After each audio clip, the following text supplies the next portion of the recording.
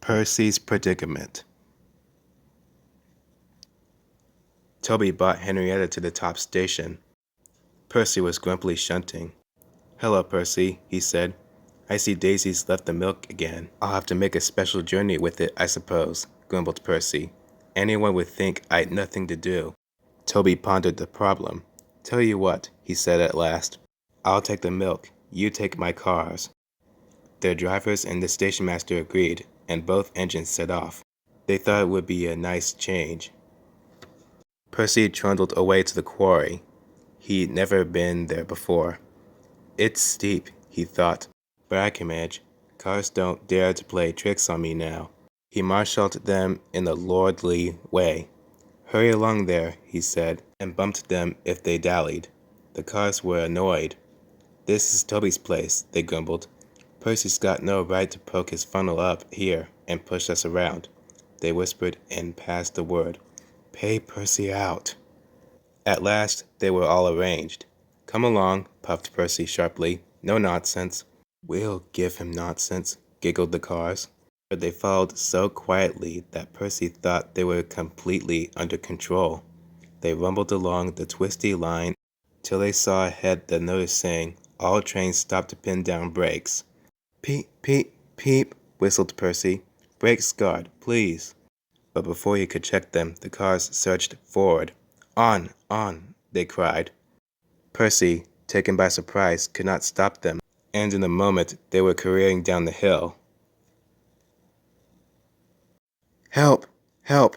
whistled Percy.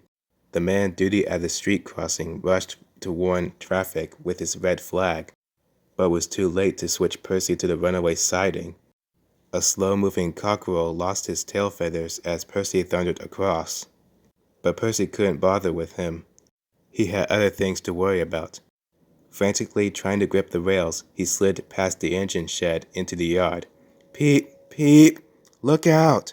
he whistled. His driver and fireman jumped clear. Percy shut his eyes and waited for the end. At the end of the yard, there were sheds where workmen shaped rough stone brought from the quarry. Then they loaded into cars, which pulled to another siding out of the way.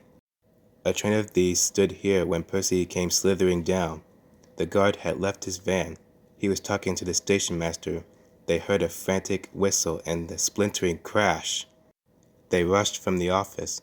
The brake van was in smithereens. Percy, still whistling fit to burst, was perched on the couple of cars, while his own cars were piled up behind him. Sir Topham Hatt arrived next day. Toby and Daisy had to help to remove the most of the wreckage, but Percy still stood up on his perch. "We must now try," said Sir Topham Hatt crossly, "to run the branch line with Toby and a diesel. You have put us in an awkward predicament." "I'm sorry, sir."